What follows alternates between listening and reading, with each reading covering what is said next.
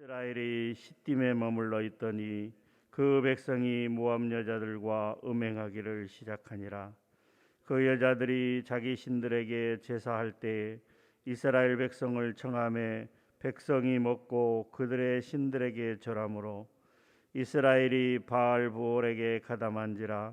여호와께서 이스라엘에게 진노하시니라.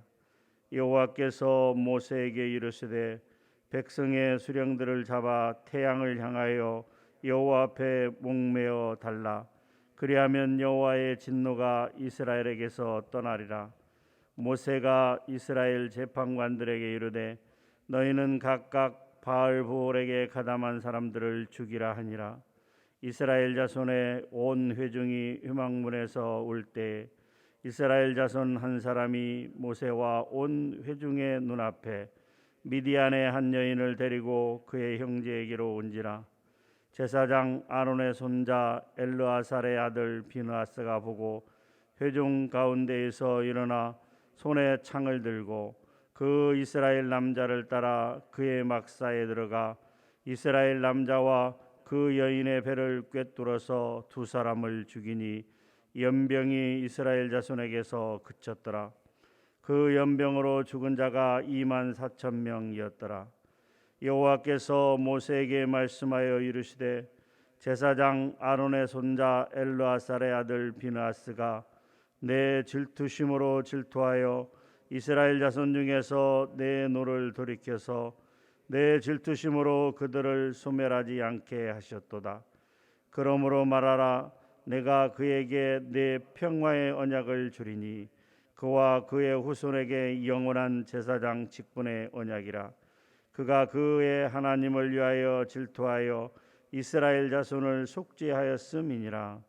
죽임을 당한 이스라엘 남자 곧 미디안 여인과 함께 죽임을 당한 자의 이름은 시므리니 살루의 아들이요 시므온인의 조상의 가문 중 한 지도자이며 죽임을 당한 미디안 여인의 이름은 고스비니 수르의 딸이라.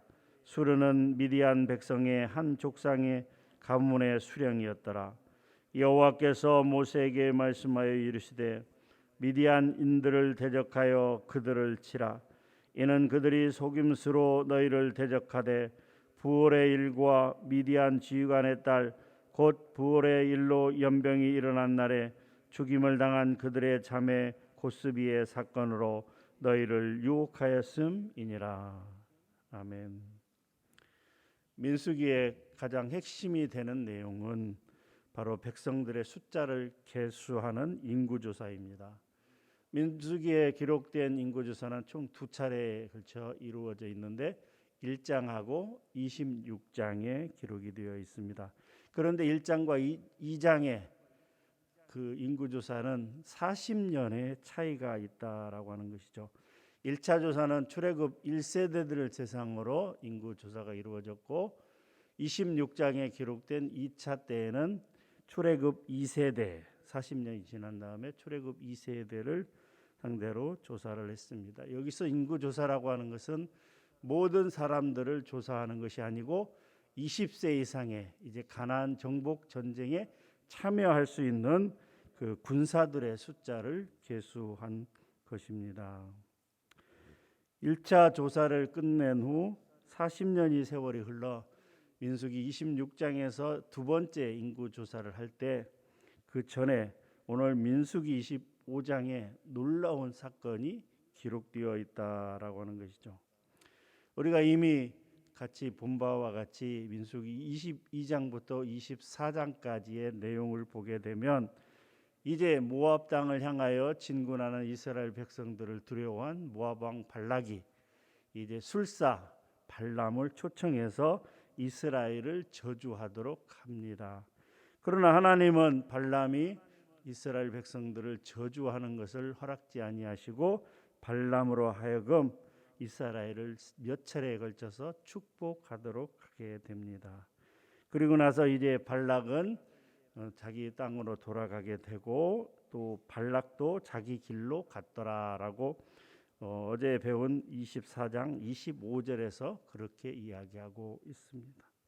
그런데 문제는 이 발람은 모압 왕 발락이 약속한 재물과 명예를 잊어버릴 수가 없었습니다. 욕심이 났습니다. 그래서 이제 모압 왕 발락에게 한 가지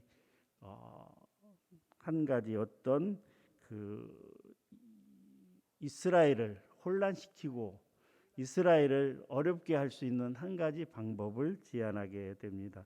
그것은 바로 민수기 31장 16절과 같은 내용들입니다. 민수기 31장 16절에 보면 이렇게 기록되어 있습니다. 보라, 이들이 발람의 꾀를 따라 이스라엘 자손을 범죄하게 하여 여호와의 회중 가운데 연병이 일어나게 하였느니라. 발람의 꾀가 무엇인가? 우리는 요한계시록 2장 14절에서 발람이 어떻게 꾀를 썼는가 하는 내용을 알 수가 있습니다. 요한계시록 2장 14절입니다. 그러나 내게 두어 가지 책망할 것이 있나니 거기 내게 발람의 교훈을 지키는 자들이 있도다.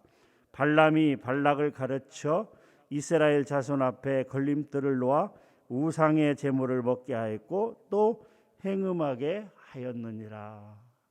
그러니까 이 말씀은 이제 어떤 신들의 그 능력으로 이스라엘을 저주하고자 했으나 여호와 하나님께서 나귀의 입을 열어서 깨우칠 정도로 발람을 깨우쳐서 이제 저주가 아닌 축복을 선언하게 합니다. 그런데 발람은 그 발락이 제시한 그런 놀라운 재물과 그 명예와 그런 것들에 욕심이 나서 한 가지 꾀를 이 발락 왕에게 이야기를 합니다. 그것은 이스라엘 남자들로 하여금 모압 여자들과 행음하게 한 것입니다.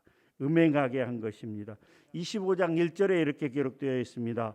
이스라엘이 시딤에 머물러 있더니 그 백성이 모압 여자들과 음행하기를 시작하니라. 이 꾀가 바로 발람의 꾀다라고 하는 것이죠. 이 발람의 꾀에 빠져서 이스라엘 백성들, 이스라엘 남자들은 시딤에서 모압 여자들과 음행하는 죄악을 저지르게 됩니다. 그런데 문제는 음행을 한 것뿐만이 아니라 그 여자들이 초청하는 그들을 신의 바알 신을 섬기는 제사에 참여하여 같이 우상을 숭배하였다라고 하는 것이죠. 이에 하나님은 진노하게 됩니다. 그래서 이스라엘 백성 중에 연병이 발생하게 되는 것이죠. 여기서 바알 부올이라는 것은 부올 지역에서 섬겨지던 바알 신을 이야기합니다. 또한 가담하다 3절에 이스라엘이 바알 부올에게 가담하다, 이 가담하다라고 하는 것은 단순히 참가한다라는 의미가 아니고 거기에 푹 빠졌다라고 하는 것이죠.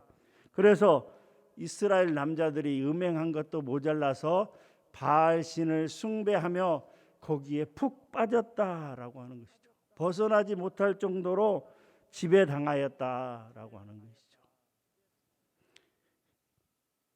이 말은 이스라엘 남자들이 모압 여인들과 음행하고 함께 바알 신전에 제사함으로써 바알의 노예가 되었다라고 하는 것이죠.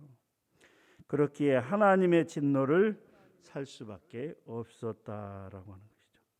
하나님께서는 연병을 그들 사이에 일으켜서 2만 4천 명이 죽었다라고 25장 9절에 이렇게 기록되어 있습니다. 또한 하나님께서 그 수령들에게 가담한 수령들을 어떻게 하라고 말씀하셨는가?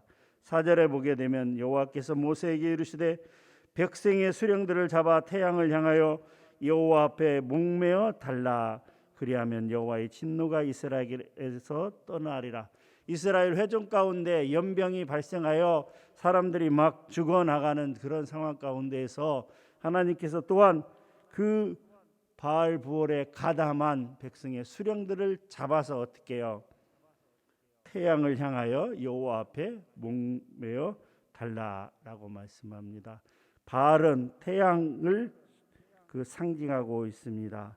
바알은 태양을 상징하고 있는데 그 태양을 향하여 여호와 앞에 목매어 달라라고 그렇게 말씀하고 있는 것입니다.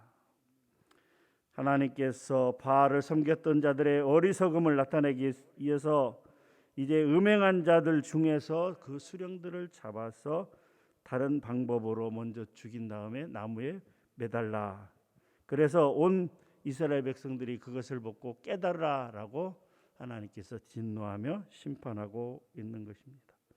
이에 모세는 하나님의 말씀대로 이스라엘 재판관들에게 명하여 바알보올에게 가담한 사람들을 죽이라고 말씀합니다.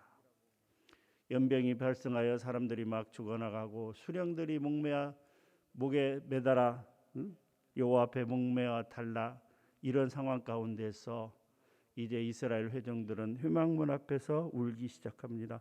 하나님 앞에 회개하고 있습니다. 철저히 통곡하고 있습니다.